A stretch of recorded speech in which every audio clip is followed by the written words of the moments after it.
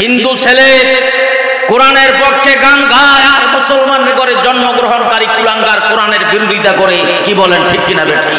নাস্তিকের বাংলার জমিনে ঠাঁই হবে না, আর কোনোদিন ঠাঁই হবে না। কথা বলেন ঠিক না বেঠি? গানটা শুনতে চান? আরে কোরআনের পক্ষে গান, কি সুন্দর গান। যদি আগুন লেগে ধ্বংস হয় পৃথিবীর সব বইয়ের দোকান, বিশ্ব থেকে হারাবে না পবিত্র কোরআন, বিশ্ব থেকে হারাবে না পবিত্র কোরআন।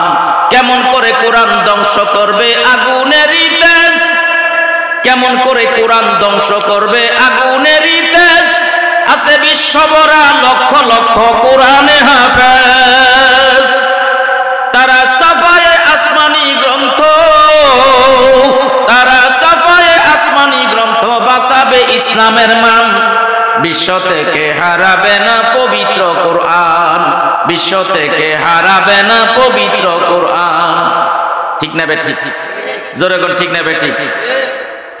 যারা ধ্বংস করতে চায় কোরআনের, আমার ভাইয়েরা, পাকিস্তানের প্রেসিডেন্ট মরহুম জিয়াউল হক বিমান দুর্ঘটনায় মারা গিয়েছিল। 29 জন যাত্রী বিমানের মধ্যে ছিল। আগুন ধরেছে আকাশে, বিমানটা পুরা ছাই হয়ে গেছে, মানুষগুলো পুরে আংরা হয়ে গেছে। কোনটা প্রেসিডেন্ট জিয়ার লাশ দেখলে চিনা যায় না। কিন্তু প্রেসিডেন্ট জিয়ার একটা অভ্যাস ছিল, একটা পকেটের মধ্যে একটা কোরআন শরীফ থাকতো। সুবহানাল্লাহ। কি থাকতো ভাই? আঙ্গদেশের নেতার পকেটও থাকে বেনসন সিগারেটের প্যাকেট, গোল্লিপ সিগারেটের প্যাকেট। আর এমন অবস্থা হয়েছে, পাহাড়ে জঙ্গলে অলিতে গলিতে ঘুরতে আছে, পুলিশের ডরে আকিস বিরো তালাশ করে হয় না। ঠিক না বেঠি? তল্লাশি করতেছে কোনটা প্রেসিডেন্ট জিয়ার লাশ। এক জায়গায় গিয়ে দেখে একটা কোরআন শরীফ পড়ে আছে, একটা অক্ষর পড়ে নাই। যে জায়গার মধ্যে কোরআন শরীফটা পাওয়া গেছে তারা দইরা নিছে, এটা হবে মরহুম প্রেসিডেন্ট জিয়াউল হকের লাশ। দুর্ঘটনায় পাকিস্তানে জিয়া মরলো ভাই, বিমান পুড়ে ছাই হইল, কোরআন পুড়ে নাই। যেমনে ছিল তেমনি আছে, একটি সূরা হয়নি ম্লান। বিশ্ব থেকে হারাবে না পবিত্র কোরআন, বিশ্ব থেকে হারাবে না পবিত্র কোরআন। যারা কোরআন ধ্বংস করতে চায় জানে না তাহারা। আরে আল কোরআনের প্রতিটি সূরা প্রতিটি পারা আল্লাহর ফেরেশতারা দিচ্ছে পাহারা। আল্লাহু আকবার, আরো জোরে কোন আল্লাহু আকবার। যারা কোরআন ধ্বংস করতে চায় জানে না তাহারা। আরে আল কোরআনের প্রতিটি সূরা প্রতিটি পারা আল্লাহর ফেরেশতারা দিচ্ছে পাহারা। বিশ্বনবীর সাধনার দল, বিশ্বনবীর সাধনার দল নকল কয় আল্লাহরই দান। বিশ্ব থেকে হারাবে না পবিত্র কোরআন, বিশ্ব থেকে হারাবে না পবিত্র কোরআন। এই কোরআন মানলে কি পুরাপুরি মানতে হবে না কিছু মানলে চলবো? জোরে কোন পুরা না কিছু? আপনারা পুরাপুরি কোরআন মানতে রাজি আছেন? কারা কারা রাজি আছেন একটু হাতগুলো দেখি, জোরে একটা তাকবীর দেন। নারায়ে তাকবীর, নারায়ে তাকবীর। আমার নবী কোরআন শরীফ তেলাওয়াত করতেছেন গভীর রাত। আবু জাহেল, আবু সুফিয়ান, উতবা সাহেবা গোপনে গোপনে কোরআন শরীফ তেলাওয়াত শুনতেছেন। আমার নবী যখন কোরআন শরীফ তেলাওয়াত বন্ধ করে দিলেন, আবু জাহেল কয় কোন আচ্ছা দেউর দেমু, কোন আচ্ছা যাতে কেউ টেন না পায়। যে রাস্তা দিয়ে আবু জাহেল কোন আচ্ছা দেউর মারছে, রাস্তা দিয়ে আবু সুফিয়ানও দেউর দিছে। রাস্তার মধ্যে যাই একজন আরেকজনের ঠ্যাঙ্গের লগে ঠ্যাঙ্গের বাড়ি খাইয়া দুই দিকে দুইজনে উল্টাইয়া পড়ছে। আবু জাহেল কয় কে তুমি? কয় তুমি কে? ধরা পড়ে গেছে, নেতা নাম কইতে চায় না। আবু জাহেল কয় আমি আবু সুফিয়ান। তুমি কে আবু সুফিয়ান? তুমি কে আবু জাহেল? কই গেছিলা? কয় তুমি কই গেছিলা? আবু জাহেল কয় আবু সুফিয়ান রে, তুই বুঝি মুহাম্মদের কোরআন শুনতে গিয়েছিলি? তুমি কই গেছিলা? আমি তো গেছিলাম। আবু জাহেল কয় আবু সুফিয়ান গতকাল না কাগজে সিগনেচার দিছো, দস্তখত দিছো, মিটিং এ ওয়াদা দিয়েছো আর কোনদিন মুহাম্মদের জবান থেকে কোরআন শুনতে যাবে না, আজকে কেন গেলা? জবাব চাই, জবাব দাও। আবু সুফিয়ান কয় আবু জাহেল রে, সাবধানে কথা কইও। আমাদের দোষ একটা, তোমার দোষ দুইটা। তুমি দস্তখত দিছো এবং লইছো, দস্তখত দিছো এবং লইছো, আমরা শুধু দস্তখতে না দিছি। তোমার দোষ দুইটা, আমাদের দোষ একটা। আবু জাহেল রে জবাব দে, তুমি বড় বড় সর্দার হইয়া, কাফেরের সর্দার হইয়া, আমাদের বড় নেতা হইয়া তুমি কেন গভীর রাত্রে মুহাম্মদের জবান থেকে কোরআন শুনতে গিয়েছিলা? জবাব দাও। আবু জাহেল ধরা পড়ে গেছে, কোন আওয়াজ নাই, লাজবাব হয়ে গেছে। আবু সুফিয়ান, আবু জাহেল রে, আমরা বড় বড় লিডার, বড় বড় সর্দার হইয়া যখন মুহাম্মদের জবান থেকে কোরআন শোনা থেকে বিরত থাকতে পারি না, আবু জাহেল রে, আমার মন কো একদিন এই কোরআন তামাম পৃথিবী দখল করে নিবে। আর জোরে বলেন সুবহানাল্লাহ। আবু সুফিয়ানের জন্য কথাটা বলতে পেরেছে, কারণ কিছুদিন পরে আবু সুফিয়ান মুসলমান হয়ে গেছে। জোরে বলেন সুবহানাল্লাহ। আজকে সারা পৃথিবী কোরআন শরীফ দখল করে নিয়েছে। কি বলেন, ঠিক কিনা বেঠিক? যারা কোরআন ধ্বংস করতে আসবে তারাই ধ্বংস হয়ে যাবে। আজ থেকে আমার ভাইয়েরা, কয়েক বছর আগে আমেরিকার ফ্লোরিডায় একটা রাজ্য আছে, ফ্লোরিডায় একজন 10 ধর্ম খ্রিস্টান ধর্মযাজক ঘোষণা দিয়েছিল, আমি মুসলমানদের কোরআনকে ঈদের দিন আগুন দিয়ে জ্বালাবো। এই আস্তে নাউজুবিল্লাহ কইল রে, আরো জোরে কর। এই সময়ে বাংলাদেশে একজন হিন্দু গায়ক নকল কুমার বিশ্বাস, তিনি লাইভ প্রোগ্রামে এসেছিল, টেলিভিশনে গান গাইব। ওনাকে বলল লোকেরা যে, ভাই সাহেব, আপনি কি খবর পেয়েছেন যে আমেরিকায় খ্রিস্টান ধর্মযাজক ঘোষণা দিয়েছে মুসলমানদের কোরআনকে আগুন দিয়ে জ্বালাবে? আমি তো নিউজ এখনই দেখে আসছি, হেডলাইন দেখলাম টিভির মধ্যে। তাহলে এই ব্যাপারে কিছু বলবেন? এবার পাকিস্তানের, এবার নকল কুমার বিশ্বাস, তাহলে আমি আজকে অন্য কোন গান না গেয়ে আমি আজকে একটা কোরআনের পক্ষে গান গাইব।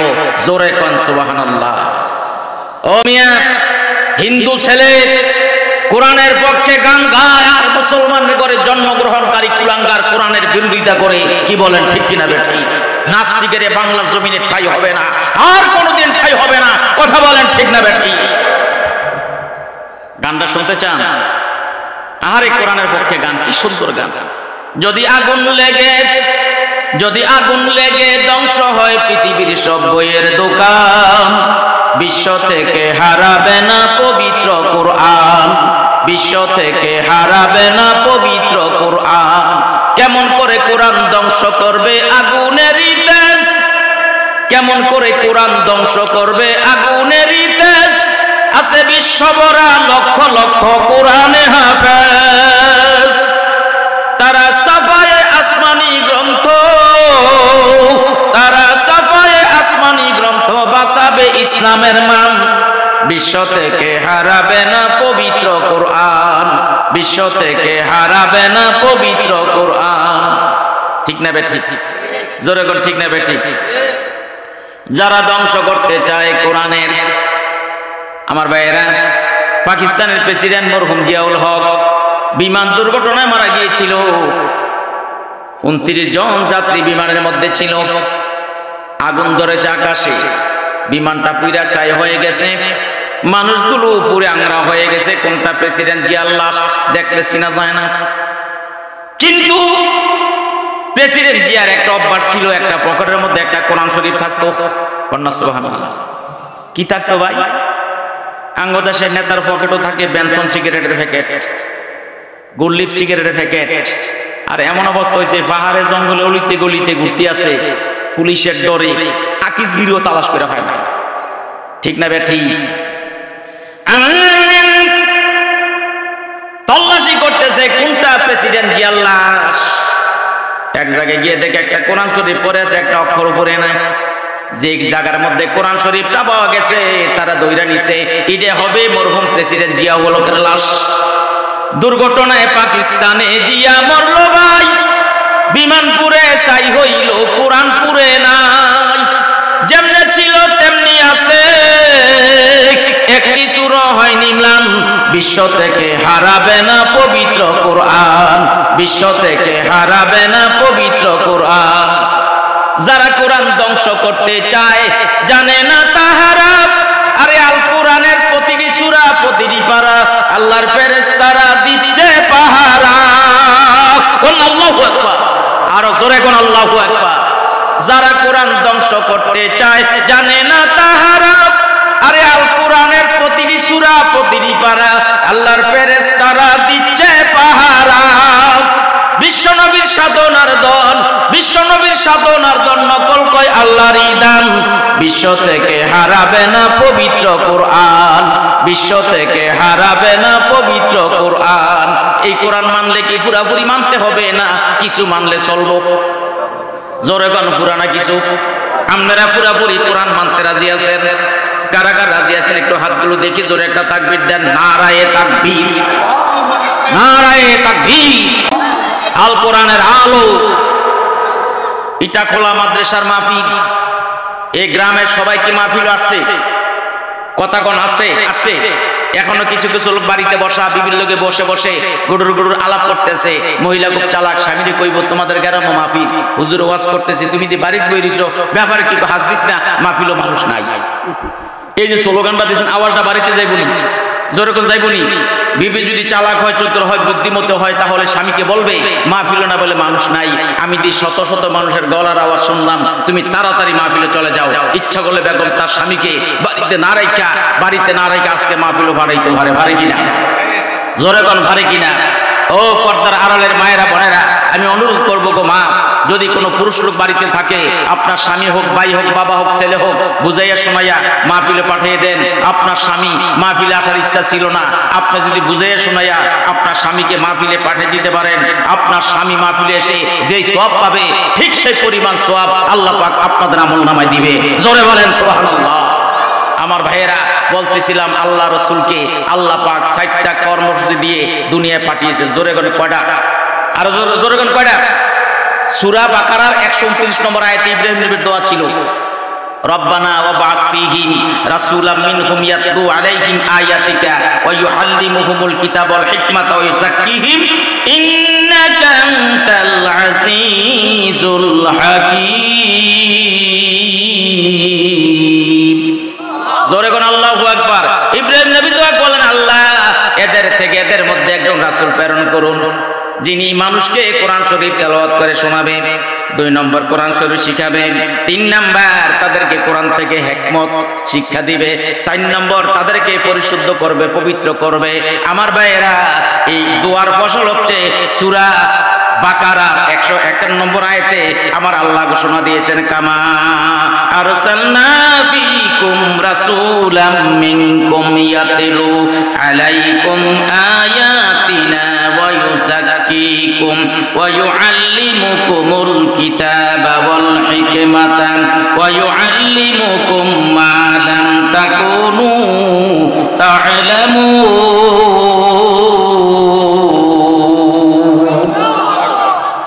যেমনি ভাবে আল্লাহ পাক তোমাদের মধ্য থেকে স্বয়ং তোমাদের মধ্যে একজন রাসূল পাঠিয়েছেন, রাসূল প্রেরণ করেছেন।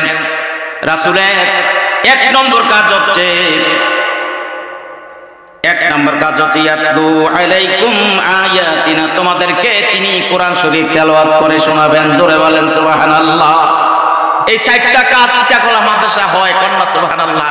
কোরআন শরীফ তেলাওয়াত হয়, কোরআন শরীফ শিখানো হয়, কোরআন শরীফ থেকে জ্ঞান হিকমত শিক্ষা দেওয়া হয় এবং তাদেরকে পরিশুদ্ধ করা হয়, কন্যা সুবহানাল্লাহ। তাহলে রাসূলের ১ নম্বর কর্মসূচি হচ্ছে কোরআন শরীফ তেলাওয়াত করে শোনাবেন। আর রাসূলকে কোরআন দিয়ে দুনিয়ায় পাঠিয়েছে কোরআনকে বিজয়ী করার জন্য। সূরা আস-সফ ৯ নম্বর আয়াতের মধ্যে আল্লাহ বলছেন, কত সুন্দর করে বলছেন, হুয়াল্লাযী আরসালা রাসূলাহু বিল হুদা ওয়া দীনিল হক লিইয়ুযহিরাহু আলাদ-দীনি কুল্লিহি ওয়ালাউ কারিহাল মুশরিকুন। আর জোরে কোন আল্লাহু আকবার।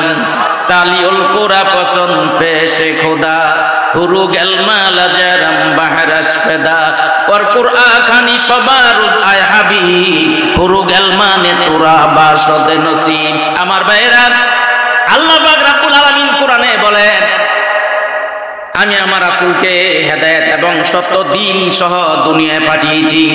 লিইয়ুযহিরাহু আলাদ-দীনি কুল্লিহি, সমস্ত মতাদর্শের উপরে, সমস্ত দ্বীনের উপরে, যত ধর্ম আছে পৃথিবীতে, যত ধর্ম, সমস্ত ধর্ম থেকে ইসলামকে বিজয়ী করার জন্য আল্লাহ পাক রাসূলকে দুনিয়ায় পাঠিয়েছেন। আমার ভাইরা, আল্লাহ পাক এই দুনিয়াতে ইসলামী রাষ্ট্র ব্যবস্থা কায়েম করার জন্য, কোরআনের আইন দেশে চালু করার জন্য। আমার ভাইরা আর এটা পছন্দ করবে না, যারা মুশরিক তারা কোরআনের আইন, কোরআনের বিজয় তারা পছন্দ করবে না। তাহলে আজকে বাংলাদেশে কোরআনের আইন যারা চায়, ইসলামী রাষ্ট্র ব্যবস্থা যারা চায়, আল্লাহর জমিনে দিন কায়েম যারা চায়, আমরা চাই এই কোরআন, সংসদ থেকে কোরআনের আইন চালু হোক। সংসদ চলুক কোরআন দিয়া, সচিবালয় চলুক কোরআন দিয়া, বঙ্গভবন চলুক কোরআন দিয়া, ডিসি অফিস চলুক কোরআন দিয়া, এসপি অফিস চলুক কোরআন দিয়া, থানা চলুক কোরআন দিয়া, ওই চেয়ারম্যান অফিস চলুক কোরআন দিয়া, উপজেলা পরিষদ চলুক কোরআন দিয়া। প্রত্যেকটা বিভাগ, প্রত্যেক অফিস আদালতে যেন আল্লাহর কোরআন দিয়া চলে, এমন একটা রাষ্ট্র ব্যবস্থা, ইসলামী রাষ্ট্র ব্যবস্থা আপনারা চান কি চান না? আল্লাহর জমিনে দিন কায়েম হোক, ইসলামী রাষ্ট্র ব্যবস্থা কায়েম হোক। আপনারা কারা কারা চান হাতটা উঁচু করে আমার আল্লাহকে দেখান। নারায়ে তাকবীর।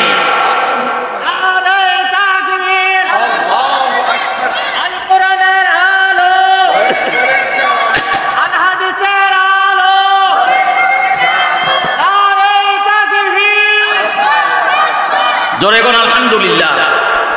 সূরা সফ 9 নম্বর আয়াত, সূরা তাওবা 33 নম্বর আয়াত, সূরা আল ফাতহ 28 নম্বর আয়াত। তিনটা আয়াতে আল্লাহ বলছেন, নবী গো আমি আপনাকে হেদায়েত এবং সত্য দিন সহ আমি পাঠিয়েছি সমস্ত দিনের উপর ইসলামকে বিজয়ী করার জন্য। জোরে বলেন সুবহানাল্লাহ। আজকে প্রত্যেকটা মুসলমানের ইসলাম বিজয়ের আন্দোলন করা ফরজ হয়ে গেছে। আমরা বিগত 16টি বছর কোরআনের সঠিক কথাগুলো আপনাদের সামনে বলতে পারছি না। কিছু কথা ভিতরে গোপন রাখুন লাগছে, পুলিশের ডরে, জেলখানার ভয়ে। কথা বলেন ঠিক না ঠিক?